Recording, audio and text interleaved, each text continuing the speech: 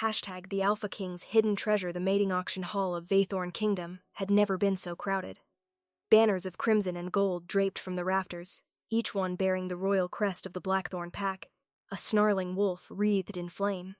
Tonight, every noble, merchant, and pack leader within 300 miles had crammed into the gallery for one reason only: King Damian Blackthorn. The Alpha King himself was finally choosing a mate. He had put it off for 7 years. 7 years since his coronation, 7 years of suitors paraded before him from every noble house, 7 years of refusing every single one. The kingdom's council had grown desperate. An Alpha King without a mate was a kingdom without an heir, and a kingdom without an heir was a kingdom vulnerable to challenge. So they'd proposed the auction. A tradition older than the monarchy itself, dating back to when Omegas were rare and precious, and packs would bid for the right to claim one as their own. It had fallen out of fashion in polite society, most considered it barbaric now, but Damian's council had revived it under careful supervision, dressing it up as a ceremonial selection of eligible Omega candidates for royal consideration. Damian called it what it was: a meat market with better lighting. He sat on the raised dais at the front of the hall, draped in his ceremonial furs, his crown heavy and unwelcome on his head. Beside him, his beta and oldest friend, Cassian Voss, leaned close. "You look like you'd rather be anywhere else," Cassian murmured. "I would rather be anywhere else," Damian said flatly. His golden eyes, the mark of his bloodline, the eyes that had unsettled enemies on the battlefield for a decade, scanned the crowd without interest. "This is absurd, Cass. I'm picking a wife like she's livestock." "You're picking a mate who will be queen," Cassian corrected. "The auction is just theater," the council insisted. "Symbolic bidding, royal veto power. The whole thing's rigged in your favor from the start. You can reject every single Omega presented tonight if you want." "And then what? We do this again next month?" "Then we do this again next month," Cassian agreed cheerfully. "Try to enjoy yourself, Your Majesty. At least the wine is good." Damian grunted and reached for his goblet. The first Omega was presented. A young man from House Calloway, dressed in fine silks, presented with all the pomp of a prize bull. Damian barely looked at him. The bidding was a formality. Everyone in the room knew the king's veto would override any winning bid he didn't approve of, and so the actual bidding had become a strange, performative dance among the nobility, each house trying to signal loyalty and wealth by bidding generously on Omegas they had no intention of actually winning. It was, Damian thought, the stupidest tradition he had ever been forced to participate in. Omega after Omega was presented. Damian rejected each with a small shake of his head, barely glancing up from his goblet. The crowd murmured each time, a ripple of disappointment and renewed speculation. Who will the king choose? Is anyone good enough for him? By the 8th Omega, Cassian had started making a game of guessing which noble house would be most offended by the rejection. By the 12th, even he had gone quiet, sensing the king's patience fraying.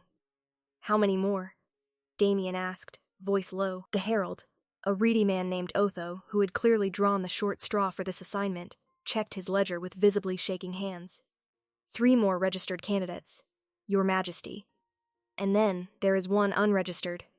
Unregistered? A late addition, sire, from the western provinces. The paperwork was incomplete. Otho's eyes darted nervously toward a side door. She was brought in by a representative of House Marrow. Apparently a debt was owed, and she was offered in place of coin. Damian's jaw tightened. House Marrow was a minor noble house known more for its debts than its honor, gambling, bad investments, worse decisions.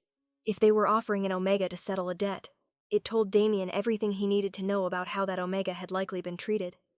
"Bring out the registered 3 first," he said. "Then we'll see about the other." The next 3 Omegas came and went in a blur. Damian rejected all of them with the same disinterested wave. His mind elsewhere, he found himself thinking about the unregistered Omega, the one offered as payment for a debt. He had heard whispers, rumors that occasionally surfaced and were quickly buried, of Omegas from poorer provinces being treated as currency, as property, in defiance of every law his father and grandfather had passed to protect them. He'd always assumed those rumors were exaggerated. Apparently not. "Bring her out," Damian said, when the 3rd rejection had cleared the stage. There was a long pause. A murmur went through the crowd, confused, curious. The herald cleared his throat. "Your Majesty, I should warn you." The representative from House Marrow was apologetic about her condition. He said she's not. Otho swallowed. He said she's not much to look at. He offered her at a steep discount and suggested she might be more suited for domestic service rather than bring her out, Damien repeated, an edge entering his voice now. Now, the herald scurried off. The crowd's murmuring grew louder, more pointed. Damien could hear the words even from the dais, not much to look at. What a waste of the king's time. Surely he won't even look at her. Why bother bringing her up at all? He felt something cold settle in his chest. He had grown up in this world, had been raised on its cruelties, had even participated in some of them before he was old enough to know better. But there was something about the casual disdain in the crowd's voice, the eagerness to dismiss a person before they'd even appeared. That made his skin crawl tonight in a way it never quite had before. Cassian leaned close again, his playful tone gone. Damien. I know, Damien said quietly. Just watch. A side door creaked open. The Omega who walked through it was small. That was the first thing Damien noticed. Not short, exactly, but slight, as though she'd spent years not eating quite enough. She wore a plain gray dress, rough-spun and ill-fitting, clearly someone else's hand-me-down taken in at the seams.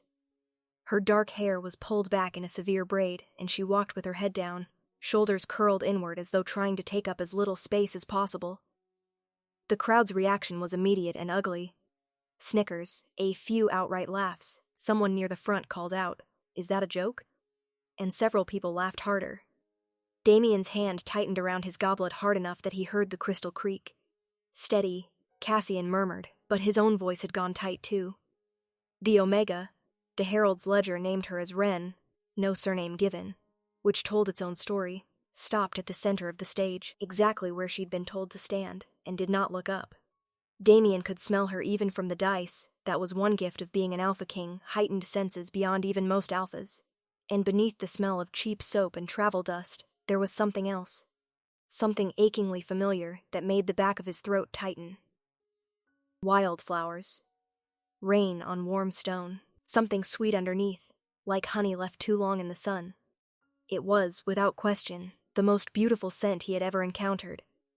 And it was being completely drowned out by the layers of grime and exhaustion that clung to her. "Well?" called a voice from the crowd, a noblewoman in green silk, smirking. "Is His Majesty going to bid, or shall we move along?" More laughter. Damien stood up. The entire hall went silent so fast it was almost comedic. Damien Blackthorne had not stood for a single one of the previous 15 Omegas. He had barely looked at most of them. And now he was on his feet, his golden eyes fixed on the small, hunched figure at the center of the stage, and the air around him had gone thick and heavy with the weight of his power, an instinctive, involuntary response that every wolf in the hall could feel pressing down on them like a physical thing. "Ren," Damien said. His voice carried easily across the silent hall. "Look at me." For a moment she didn't move. Then, slowly, as though it cost her something, she lifted her head. Damien had seen beauty before. He'd grown up surrounded by it. The nobility of Vathorn prized aesthetics almost as much as bloodlines, and he'd been presented with the kingdom's most celebrated faces since he was old enough to understand what beauty meant. He'd grown numb to it, mostly. A pretty face was just a pretty face, and he'd learned the hard way that it rarely told you anything true about the person behind it. This was different. Ren's face was pale and thin, with hollows under her cheekbones that spoke of hunger, and there was a faded bruise along her jaw that made something in Damien's chest twist violently. But beneath all of that, beneath the exhaustion and the deprivation and the layers of dirt that someone had clearly not bothered to let her wash off before parading her in front of the entire kingdom, was a face of such striking, almost otherworldly beauty that for a moment, Damien forgot how to breathe. Her eyes were a deep violet, almost luminous, fringed with dark lashes, and they were the kind of eyes that artists spent careers trying and failing to capture. Her features were delicate, symmetrical, perfect in a way that felt almost unfair given everything else about her circumstances. Even exhausted, even bruised, even dressed in rags, she was breathtaking. The crowd's reaction shifted in an instant. The laughter died. Gasps rippled through the gallery. Someone, Damien thought it might have been the noblewoman in green who'd spoken moments earlier, made a small, strangled sound. "That's," the herald started, then seemed to lose the thread entirely. Ren's violet eyes were wide, fixed on Damien with something between confusion and fear.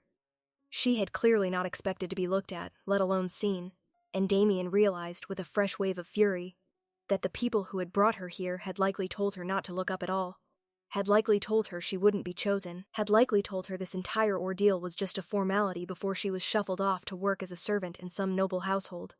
They had hidden her, not just with dirt and rags, though clearly that too, but with expectation.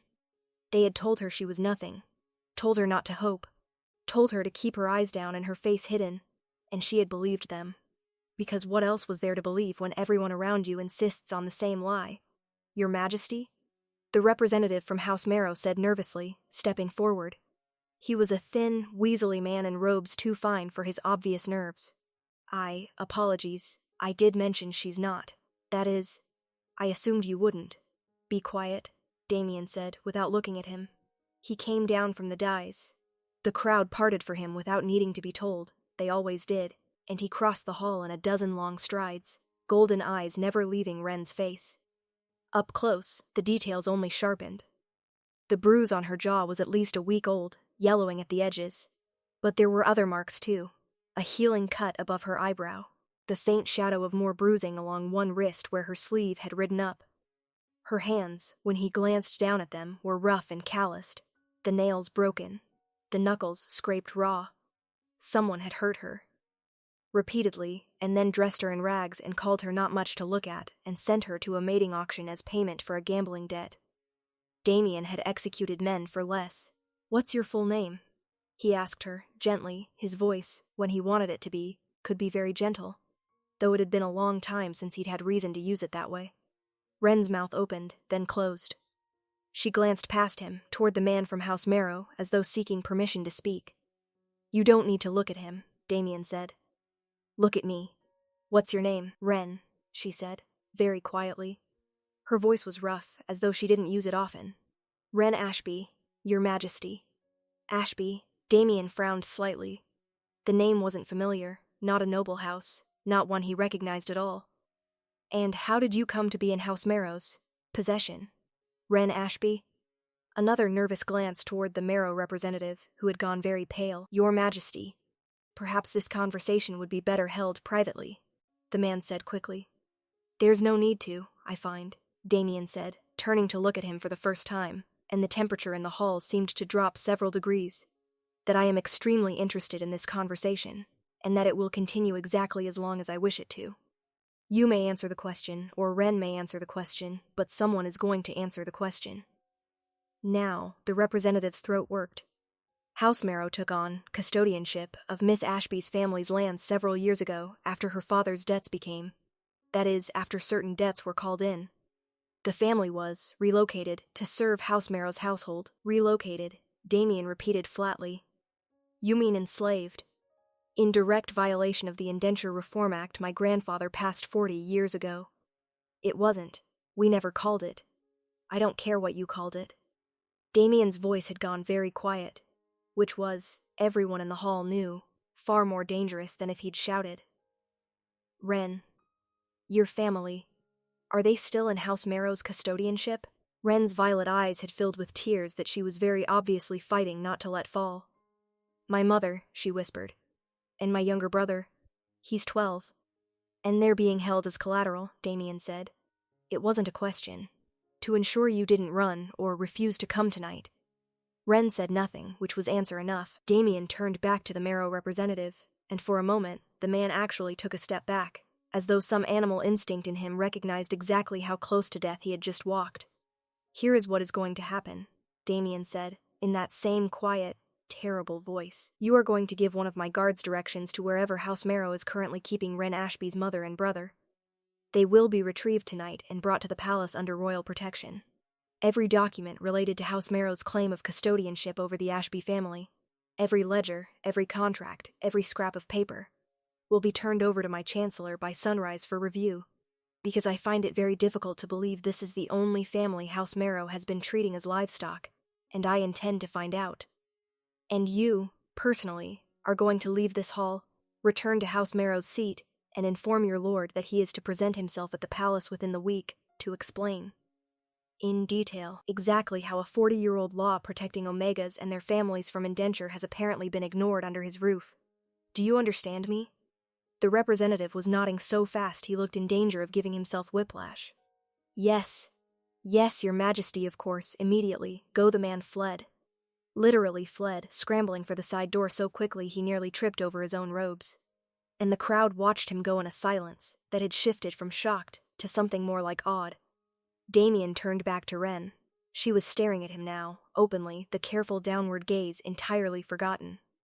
Up close, her violet eyes were even more striking, and they were full of an emotion that Damien recognized immediately, because he'd felt it himself plenty of times in his life. Disbelief, the specific, bone-deep disbelief of someone who has been told, over and over, that they don't matter, suddenly confronted with evidence that maybe, that wasn't true. "Your Majesty," she said, voice trembling. "You don't have to. I know I don't have to," Damien said. "I'm doing it anyway." He held out his hand.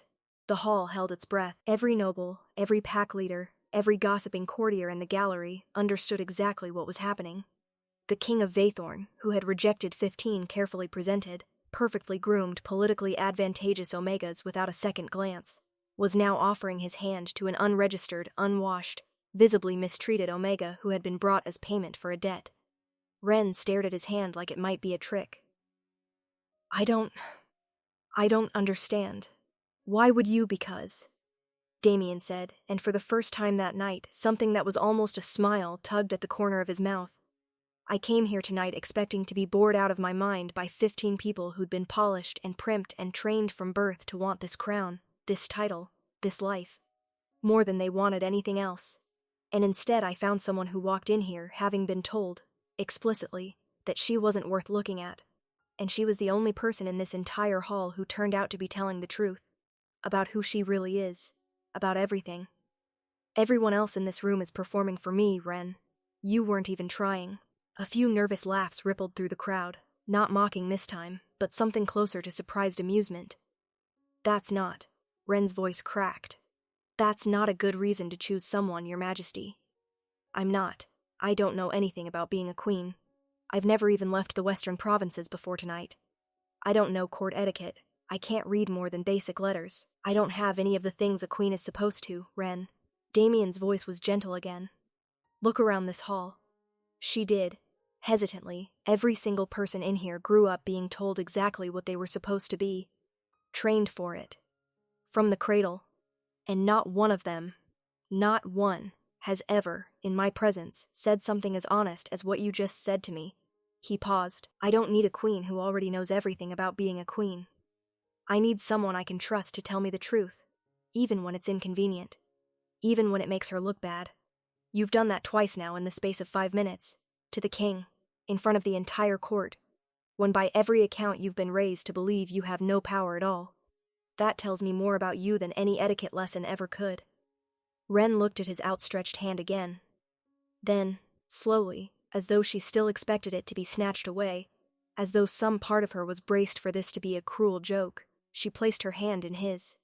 Her hand was small and rough and trembling, and Damien closed his fingers around it gently, the way he might hold something fragile that he was afraid of breaking. "I, Damien Blackthorn, Alpha King of Vathorn," he said, raising his voice so it carried through the hall, "choose Ren Ashby as my mate and future queen." The hall erupted, not entirely with approval, Damien noted. He could hear at least a few outraged mutterings from the more traditional noble houses, the ones who'd spent the evening positioning their own candidates for the king's notice. But beneath the outrage, there was something else too. Something that sounded, to his ears, almost like relief. As though the kingdom itself had been holding its breath for 7 years, waiting for their king to choose something. And the fact that he'd finally done it, even like this, even scandalously like this, was its own kind of victory. Cassian appeared at Damien's side, grinning so widely it looked like it might split his face. "Well," he said, "that was certainly not boring." They didn't speak again until they were away from the hall. Damien had Ren escorted to a private chamber in the palace's east wing, away from prying eyes, while he dealt with the immediate aftermath of his announcement. By the time he made his way to her, the moon was high, and palace servants had clearly already been at work. A hot bath had been drawn, fresh clothes had been laid out, and a tray of food sat on a side table, mostly untouched. He knocked, and after a moment, the door opened. Ren stood there, hair still damp from the bath, wearing a simple but well-made dress in deep blue that had clearly been pulled from the palace's general stores in a hurry. Without the dirt and travel grime, she looked even younger than he'd realized, and even more exhausted. "Your Majesty," she said, and started to drop into a curtsy. "Don't," Damien said quickly. "Please. Not with me. Not in private, at least." She straightened, looking uncertain. "What should I call you, then?" "Damien is fine." He gestured toward the room behind her. "May I come in? Just to talk. I won't stay long. I imagine you want to sleep." She stepped back to let him in, and he saw her gaze flick toward the food tray, then quickly away, as though she were embarrassed by it. "You haven't eaten," Damien observed. "I wasn't sure if I was allowed," Wren admitted, and the simple honesty of it, the assumption that food might be something she needed permission for, made Damien's chest ache in a way he didn't have a name for. "You're allowed," he said. "You're allowed to eat whenever you want, as much as you want, for the rest of your life, starting right now. Please." He gestured toward the tray. She moved toward it slowly, almost disbelieving, and began to eat, carefully in small bites, as though she were trying to make it last, or trying not to seem too eager. Damien sat down across from her and waited, giving her time. "My guards reached your mother and brother," he said, after a few minutes. "They're safe. They'll be brought to the palace by tomorrow evening. It's a 2-day ride from the western provinces, but I've sent fast riders ahead, and they'll have proper transport and an escort the rest of the way." Wren's hand stilled, halfway to her mouth. When she looked up at him, her eyes were wet again. "You really did that," she said. I thought maybe you said it just for the crowd." "To make a point." "I did say it partly to make a point," Damien admitted. House Marrow needed to understand, very clearly, in front of witnesses, that what they did was not going to be quietly overlooked. But that doesn't mean it wasn't also true. Your family is safe, Wren. That's not negotiable, and it's not contingent on anything else. Not on tonight. Not on whether you and I end up actually liking each other. Not on anything. They're safe because what was done to them was wrong. Full stop. Wren set down the piece of bread she'd been holding and pressed her hands to her face for a moment. When she lowered them, she was crying. Quietly. Without drama. The kind of crying that came from someone who'd had a great deal of practice doing it silently so as not to draw attention. "I'm sorry," she said. It's been 5 years. 5 years of being told that this was just how things were, that there was nothing to be done, that we should be grateful House Marrow hadn't done worse. And then tonight I was told I was going to a royal selection event and that I shouldn't expect anything, that I was just being sent along because the Marrow heir didn't want to pay the debt himself, and I was. Those were his words. The cheapest option. She laughed, a wet, humorless sound.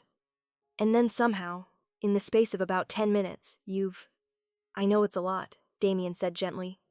"You don't have to process all of it tonight. You don't have to process any of it tonight. If you don't want to. I just wanted you to know your family was safe before you slept, so you wouldn't have to wonder." She nodded, wiping her face with the back of her hand. "Thank you. Truly, I don't know how to repay something like that." "You don't owe me anything," Damien said, more firmly than he'd intended. "That's important, Wren. I need you to understand that. I'm not. I didn't do this so that you'd feel indebted to me, or so that you'd feel obligated to be my maid out of gratitude. What I said in that hall, about choosing you, that was real. But it doesn't come with strings. If, after a few weeks, after you've had time to rest and eat properly and just exist without someone breathing down your neck, you decide you don't want this, don't want to be queen, don't want to be my mate, want to go somewhere quiet and live a simple life with your mother and brother instead, that's allowed too. I won't hold you to a choice you made in the middle of a crisis, surrounded by people laughing at you, with your family's safety hanging in the balance." Wren stared at him for a long moment. "You'd really let me go, after announcing it in front of the entire court?" "It would be a logistical headache," Damien admitted, with the faint hint of a smile. "Cassian would have a field day with the political fallout. But yes, I would rather have an awkward few weeks of court gossip than a mate who only chose me because she felt she had no other option. I've had enough of people pretending to want things they don't actually want, Wren. I'd rather know the truth."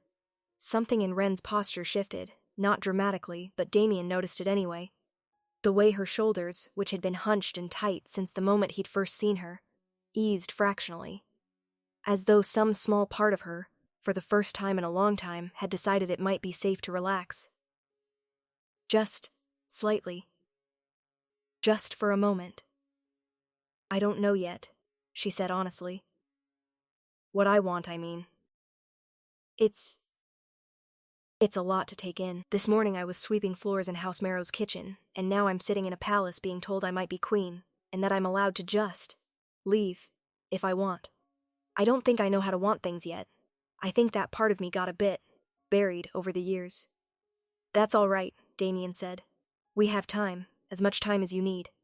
I'm not going anywhere, and neither is the crown. It'll still be exactly this annoying whenever you're ready to deal with it. That got a real laugh out of her. Small, but real, and it transformed her face in a way that made Damien's breath catch slightly. Beautiful didn't feel like a strong enough word anymore. Can I ask you something? Ren said after a moment. Of course. Why did you choose me? Really, not the speech you gave in the hall. I mean, that was kind, and I appreciated it, but you'd never met me before tonight. You didn't know anything about me except what you could see standing on that stage. Looking like. She gestured vaguely at herself. Like that. So why? Damien considered the question seriously. He could have given her a polished answer. Something about instinct, about a king's intuition, about the things he'd said in the hall. All of that was true, in its way. But she'd been honest with him. Twice now, in ways that had clearly cost her something. He thought she deserved the same in return. Honestly? He said. Part of it was your scent. Ren blinked. My scent? Underneath everything else, the travel, the soap, all of it, there was something else. Something I've genuinely never smelled before. Not in 7 years of being presented with Omega candidates. Not ever. It's hard to describe. Wildflowers. And rain. And something sweet. He paused, searching for the right word, and found himself slightly embarrassed by his own honesty. It's the kind of scent that, for an alpha, can sometimes indicate a particularly strong potential bond. A mate recognition response, beyond the normal range. I felt it the moment you walked into the hall, before I even saw your face. Oh, Ren said quietly. She looked down at her hands. I didn't know that was a thing that happened. Nobody ever mentioned my scent before. Mostly people just told me to wash more. Damien's jaw tightened briefly at that, but he kept his voice even. It's rare. Most alphas and omegas never experience it at all. Most matings happen for entirely practical reasons, political alliances, that sort of thing, and the scent compatibility is either non-existent or mild. What I felt tonight was not mild. He hesitated. I'm not telling you this to pressure you, by the way. A strong scent bond doesn't mean anything has to happen between us, or that you owe the bond anything. It's just part of an honest answer to your question. Ren was quiet for a long moment, processing this. Did you feel it with anyone else? Any of the other candidates tonight? No, Damien said simply, nothing. Which is, in fairness, also part of why I rejected all of them so quickly. There was nothing there to even consider. It wasn't really about them, in most cases. It was about the absence of anything. And with me, there was something. With you, Damien said, there was a great deal of something. Enough that I stood up out of my chair before I'd even seen your face. Which, if you ask Cassian, has literally never happened before in the history of these events. Ren managed another small smile, though it was tinged with something more complicated now. Damien could see her turning the information over, weighing it, trying to figure out what it meant for her choices, for the strange new reality she'd been dropped into. I think, she said slowly, I'd like to take you up on the offer of time. Not because I don't not want this. I just want to be sure that whatever I decide, it's actually my decision. Does that make sense? It makes perfect sense, Damien said. Take all the time you need. In the meantime, he stood, moving toward the door. Get some sleep. Tomorrow you'll have a whole palace staff at your disposal, none of whom are allowed to make you feel like you need permission to eat, sleep, bathe, or exist. If anyone does, you come find me, and I promise you it will be the last time they make that mistake. Thank you, Damien, Ren said, and it was the first time she'd used his name without the title, and something about hearing it in her voice. Rough and quiet and genuinely grateful, settled warm and pleased in his chest. Good night, Ren, he said, and left her to rest. The following weeks were, by Cassian's estimation, the most interesting political season Vathorn has had in a decade, and I genuinely cannot tell if that's a compliment. The fallout from the auction was significant. House Marrow's records, once the Chancellor's office got hold of them, revealed not just the Ashby family's situation, but at least 4 other families being held under similarly illegal custodianship arrangements, all in clear violation of the Indenture Reform Act. The Marrow Lord was summoned to the palace, as promised, and the meeting that followed resulted in the dissolution of House Marrow's noble status, the redistribution of its lands and assets, much of which went toward compensation for the families it had wronged, and a formal investigation into similar practices among other minor noble houses, which uncovered 3 more violations within the month. Wren's mother, Marin, and her brother Tobin arrived at the palace 2 days after the auction, and the reunion, which Damien made sure to give them privacy for, though Wren later told him she wished he'd been there, left Wren in tears for most of an afternoon. Marin turned out to be a sharp, no-nonsense woman who'd clearly passed her directness on to her daughter, and within a week of arriving at the palace, she'd already reorganized the kitchen staff's supply rotation and gotten into a friendly but fierce debate with the head steward about budget allocations. Tobin, for his part, had taken one look at the palace library and essentially refused to leave it, much to the amusement of the palace tutors. Wren herself settled into palace life with a kind of cautious curiosity. She spent the first week mostly resting. Damien had quietly instructed the staff that she was not to be given any responsibilities or expectations beyond eating, sleeping, and doing whatever she wanted. And for the first few days, whatever she wanted mostly meant sleeping in late and exploring the palace gardens, often with Tobin in tow. Damien made a point of seeing her every day, not as a formal obligation, but because he genuinely wanted to. Sometimes it was just a few minutes, checking in over breakfast.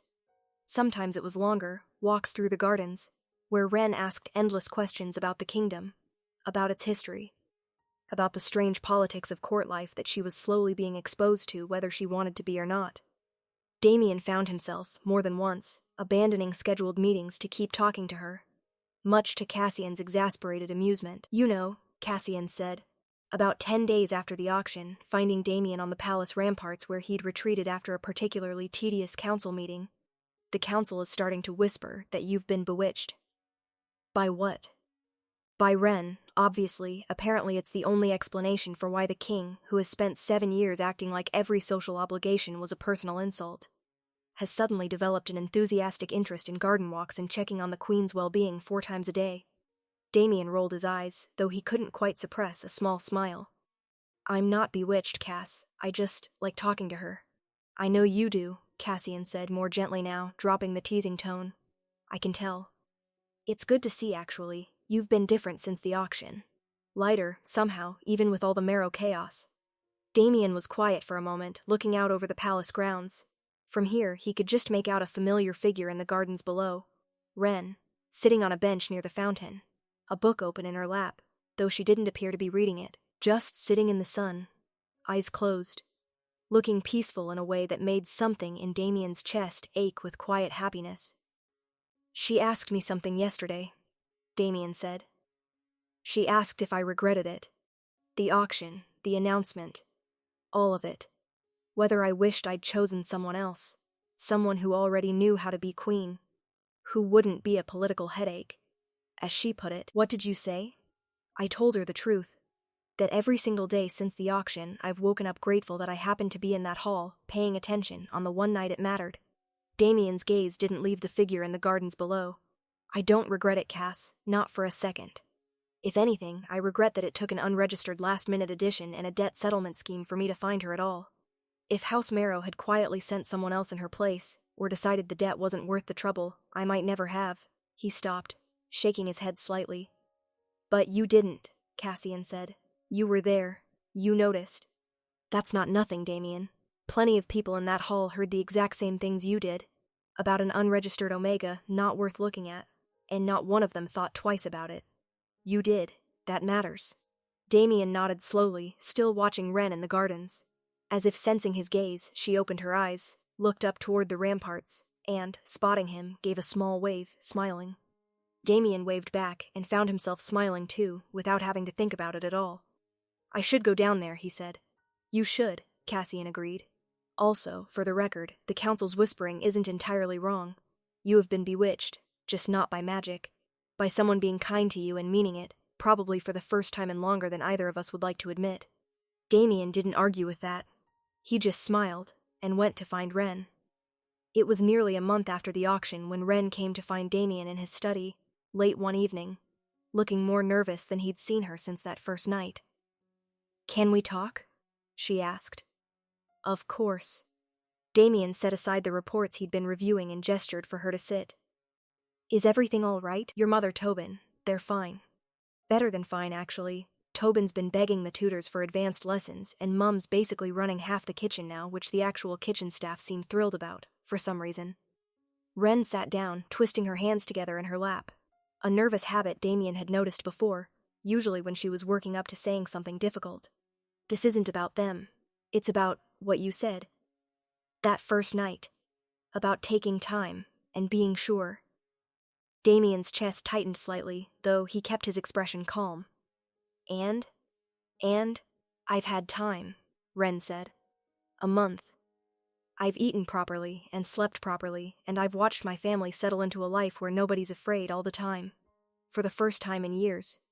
I've walked through your gardens probably 200 times, and asked you approximately 1,000 questions about the kingdom, and you've answered every single one without ever once making me feel stupid for not knowing things I should apparently know." She took a breath.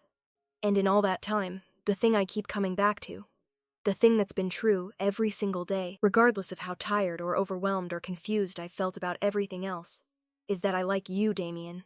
Not the crown, not the safety, not even just the gratitude, though that's real too. You, the way you listen, the way you got genuinely annoyed on my behalf about the indenture laws, and then spent actual hours explaining the legal history to me because I asked, even though I could tell it bored you slightly. The way you waved at me from the ramparts like an idiot, even though I'm fairly sure kings aren't supposed to do that." Damien laughed softly. "I would deny that, but Cassian witnessed it, so, my point is..." Ren continued, smiling now. Though her hands were still twisting in her lap, "I think I knew the answer pretty early on. I just wanted to make sure it was really mine. That I wasn't just saying yes because saying no felt impossible, or ungrateful, or whatever. And I'm sure now. I want this. I want to be your mate. Not because I owe you, and not because I don't have other options. You made very sure I knew I had other options. Which, by the way, was honestly one of the kindest things anyone's ever done for me, even though it also made this decision take a lot longer than it probably needed to." She laughed a little, eyes bright. "But because when I imagine my life, really imagine it, the whole thing, not just the parts that are easy, you're in it. And that feels right, in a way that's hard to explain but impossible to ignore." Damien was quiet for a long moment, and Ren's smile faltered slightly, uncertainty creeping back in. Is that come here?" Damien said softly, standing and crossing to where she sat.